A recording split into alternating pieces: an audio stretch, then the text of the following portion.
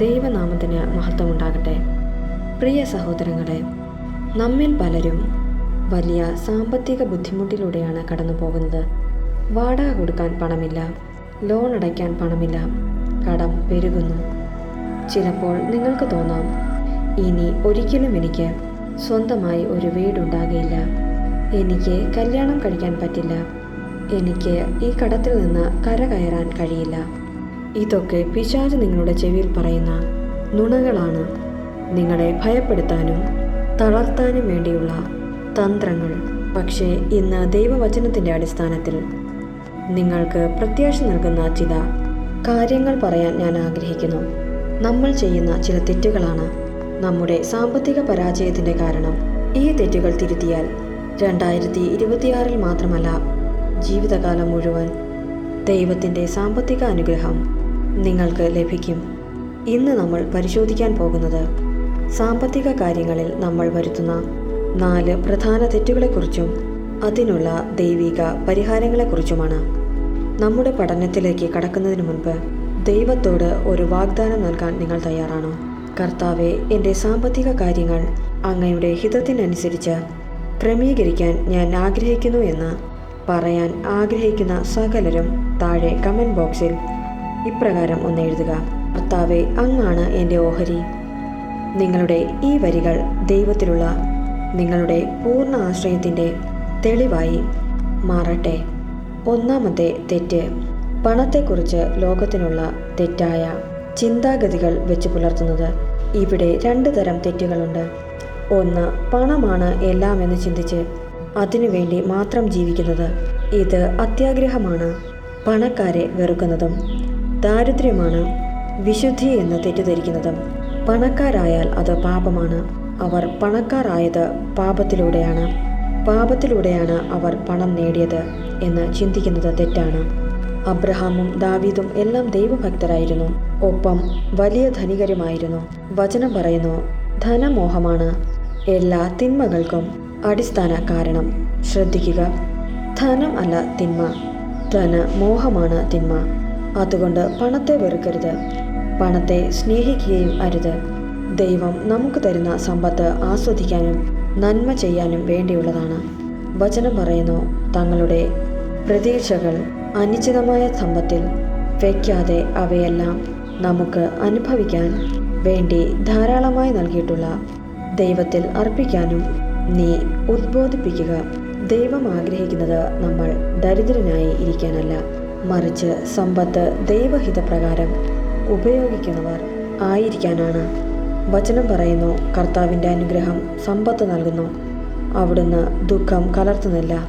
രണ്ടാമത്തെ തെറ്റ്, ദാനശീലം ഇല്ലാതിരിക്കുന്നത്. ഇന്നത്തെ കാലത്ത് സാമ്പത്തിക മാന്ദ്യവും വിലക്കയറ്റവും ഒക്കെ വരുമ്പോൾ നമ്മൾ പേടിക്കും.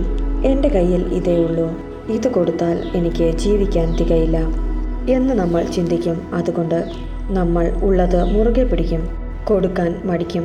എന്നാൽ ദൈവത്തിൻ്റെ ഗണിതശാസ്ത്രം വേറെയാണ്. കൊടുക്കുമ്പോഴാണ് വർദ്ധിക്കുന്നത്. വചനം പറയുന്നു, അല്പം വിതയ്ക്കുന്നവൻ അല്പമേ കൊയ്യൂ, ധാരാളം വിതയ്ക്കുന്നവൻ ധാരാളം കൊയ്യും. സഹോദരങ്ങളെ, നിങ്ങൾ കൊടുക്കുമ്പോൾ 2 കാര്യം സംഭവിക്കുന്നു. ഒന്ന്, ദൈവത്തിന് നിങ്ങളെ വിശ്വസിക്കാൻ കഴിയുമെന്ന് തെളിയിക്കുന്നു. 2, നിങ്ങളുടെ ഹൃദയത്തിലെ പിശുക്കും ഭയവും മാറുന്നു. ദൈവം പറയുന്നു, സന്തോഷത്തോടെ നൽകുന്നവനെ ഞാൻ സ്നേഹിക്കുന്നു. നിങ്ങൾ കൊടുക്കുമ്പോൾ ദൈവം നിങ്ങൾക്ക് അതിൻ്റെ ഇരട്ടി തിരിച്ചു നൽകുന്നു. എന്തിനാണ് ദൈവം തിരിച്ചു നൽകുന്നത്? നിങ്ങൾ ഉദാരശീലരാകേണ്ടതിന്.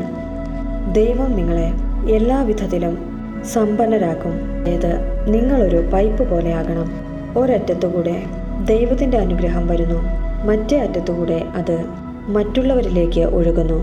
വെള്ളം കെട്ടിക്കിടന്നാൽ അത് ചീത്തയാകും, ഒഴുകിക്കൊണ്ടിരുന്നാൽ അത് ശുദ്ധമായിരിക്കും. നിങ്ങളുടെ ആവശ്യങ്ങളെല്ലാം നിറവേറ്റപ്പെടുകയും മറ്റുള്ളവരെ സഹായിക്കാൻ മാത്രം പണം ബാക്കിയുണ്ടാവുകയും ചെയ്യുന്ന അവസ്ഥ. അതാണ് ബൈബിൾ പറയുന്ന സാമ്പത്തിക വിജയം. മൂന്നാമത്തെ തെറ്റ്, കിട്ടുന്ന പണം അശ്രദ്ധമായി കൈകാര്യം ചെയ്യുന്നത്. ചിലർക്ക് കൊടുക്കാൻ വലിയ മനസ്സാണെങ്കിലും സ്വന്തം പണം സൂക്ഷിക്കാൻ അറിയില്ല. അവർ വരവിനേക്കാൾ കൂടുതൽ ചിലവാക്കും. ക്രെഡിറ്റ് കാർഡ് എടുത്ത് ആവശ്യമില്ലാത്ത സാധനങ്ങൾ വാങ്ങിക്കൂട്ടും.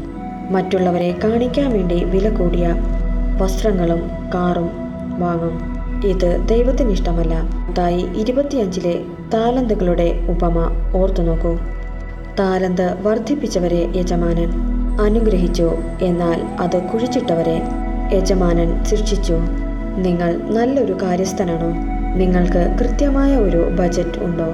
പണം എങ്ങോട്ട് പോകുന്നു എന്ന് കണക്കുണ്ടോ? നിങ്ങൾ 30,000 രൂപ ശമ്പളം വാങ്ങുമ്പോൾ 10,000 രൂപ കടമുണ്ടെങ്കിൽ ശമ്പളം 1,00,000 ആയാലും നിങ്ങളുടെ കടം തീരില്ല. ശീലം മാറ്റിയില്ല എങ്കിൽ കടം കൂടുകയേ ഉള്ളൂ. കാരണം പണം കൂടുമ്പോൾ ചിലവും കൂടും. അതുകൊണ്ട് അച്ചടക്കം പാലിക്കുക.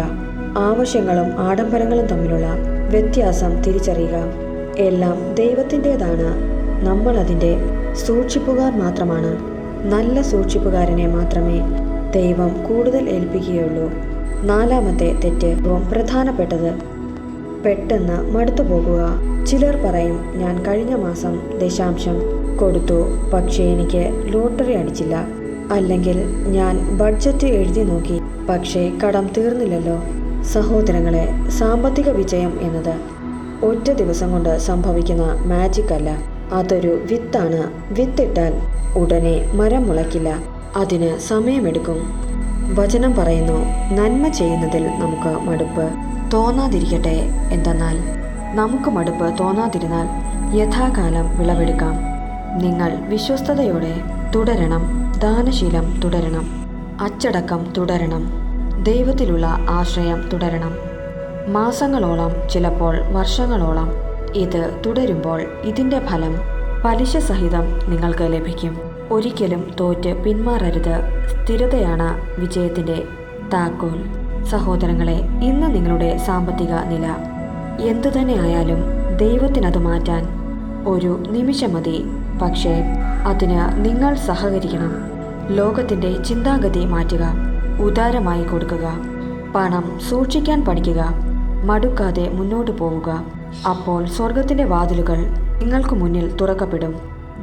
വലിയൊരു വിശ്വാസത്തോടെ, ഇന്നു മുതൽ വലിയ തിരിച്ചറിവുകളോടെ ദൈവത്തെ പിന്തുടരാം.